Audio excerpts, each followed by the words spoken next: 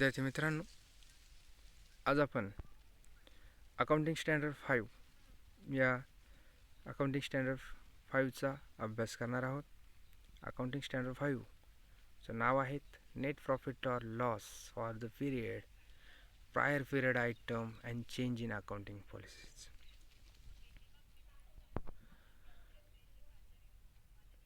The objective of this accounting standards to prescribe the classification and disclosure of the certain item in the statement of profit and loss so that all enterprises prepare and present such a statement on a uniform basis.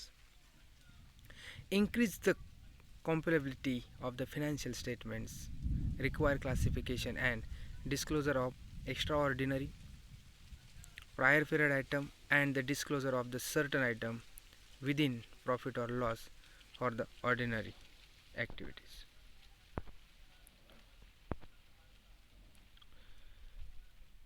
The relevant of definitions.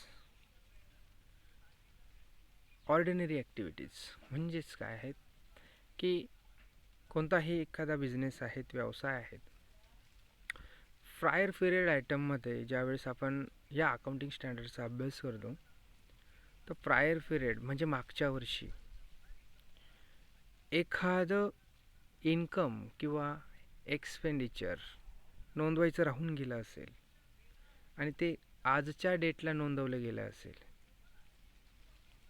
यामध्ये असणारा जो नफा किंवा तोटा आहेत ते दर्शवण्यासाठी ज्या काही गाईडलाईन आहेत त्या गाईडलाईन आपल्याला ह्या अकाउंटिंग स्टँडर्डमध्ये करण्यात आलेल्या आहेत.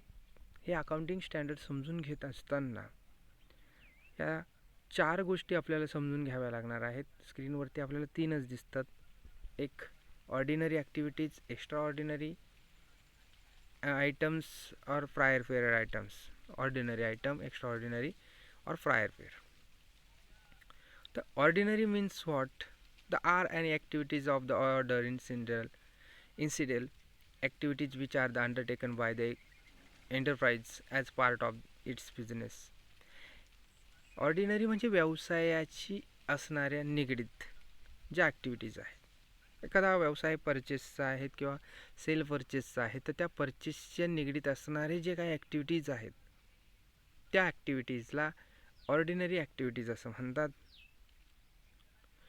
डे टू डे ट्रान्झॅक्शनमध्ये अशा ॲक्टिव्हिटीज होत असतात. माल विकणे, खरेदी करणे या संदर्भामध्ये किंवा व्यवसाय तुमचा ज्या पद्धतीमधला आहे त्या व्यवसायाचे असणारे निगडीत ॲक्टिव्हिटींचा यामध्ये समावेश होतो.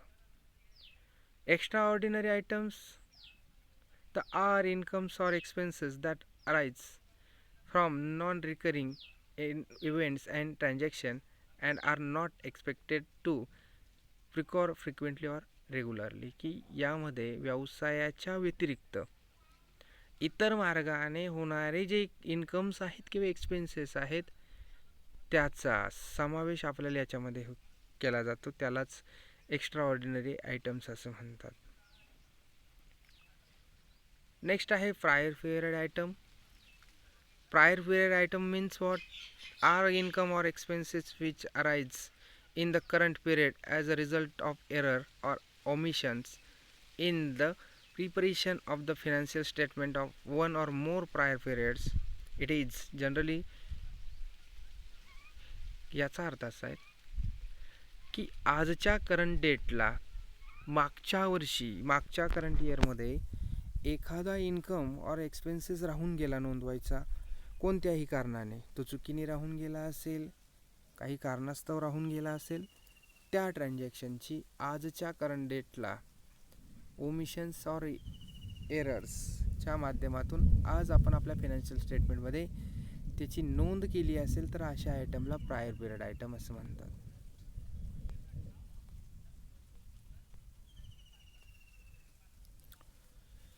त्यानंतर आहे चेंज इन अकाउंटिंग इस्टिमेट्स. की ह्यावरील जे आयटम्स आपण बघितले ऑर्डिनरी, एक्स्ट्रा ऑर्डिनरी और प्रायर पिरियड आयटम, याच्यामुळे ज्या आपल्या अकाउंटिंग सिस्टीममध्ये ज्या काही किंवा अकाउंटिंग इस्टिमेटमध्ये जे काही बदल होतात त्याला चेंजिंग अकाउंटिंग इस्टिमेट्स असं म्हणतात.